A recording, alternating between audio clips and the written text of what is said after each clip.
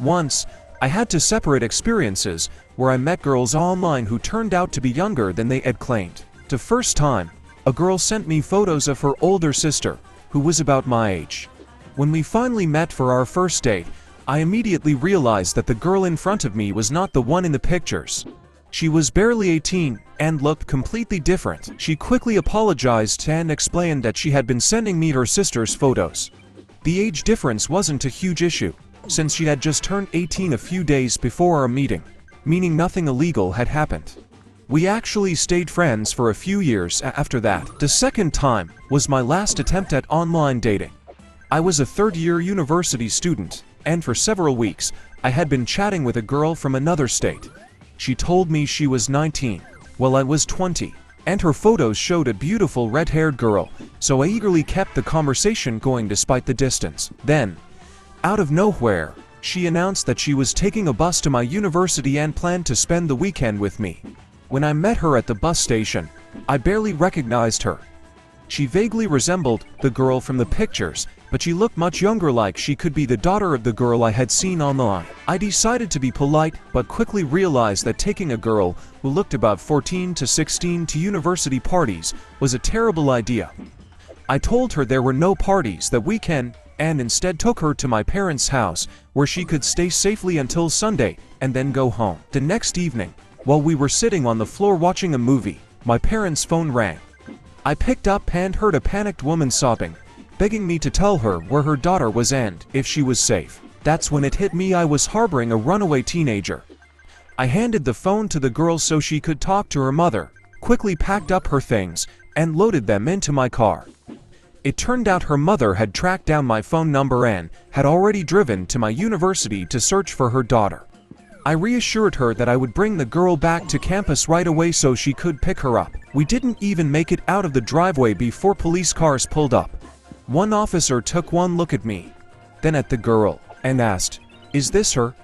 I just sighed and said, "Yeah, guys, take her home." And that was that. Luckily for me, she had run away before, so the officers didn't even question me, they just took her back.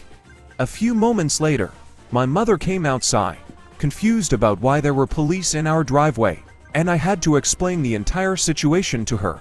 When I returned to campus, I found out that the university police, local police, and even state authorities had been searching for me and an underage runaway. The next few weeks were a nightmare of explaining to everyone how I had been deceived by a girl from the internet and how the police had misunderstood everything. It could have been much worse. Out of curiosity, I later looked up her name and home state. The first article I found included her photo, and I learned that she graduated 3 years after me. That meant she was probably 16 or 17 at the time. Since I was 20, it technically would have been legal in my state, but from a moral standpoint, it was a questionable situation. In her graduation photo, she looked happy. I hope she's doing well. On a completely unrelated note, my ex-boyfriend God, I hope he never reads this, once met a girl through an online game. He lived in New England, while she was supposedly from California. They talked for months via email, but never video called. As their relationship got more serious, he told his parents about her, and they agreed to let her visit for a week so they could finally meet in person. They even bought her a plane ticket and were excited to meet her. The night before her flight, she admitted that she was actually a 19-year-old guy. Speaking of online gaming, I once saw something similar happen in my guild. One of the members, whom I'll call Sarah, fell in love with another player, Emily. Sarah was deeply upset because she had a boyfriend and had only dated men before. Eventually, Sarah confessed her feelings to Emily. That's when things got weird. Emily and had to confess that she was actually a guy in real life. Sarah spiraled into an identity crisis, questioning if she was straight, bisexual, or a lesbian. She had fallen for someone she thought was a woman, only to find out it was a man. In the end, Sarah was so overwhelmed that she completely disappeared from the guild out of embarrassment. On another occasion, I caught a guy in a ridiculous lie.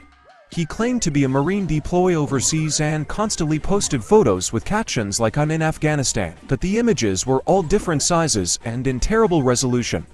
A quick reverse image search revealed that most of them were taken from articles about training exercises in Arizona. One even had a visible name tag of a real Marine, which did not match the name he had given me. When I called him out, he tried to prove he wasn't lying by sending me a bunch of explicit photos. The funniest part, the pictures were clearly of different people. They looked completely different, and another search proved they were stolen from multiple adult sites.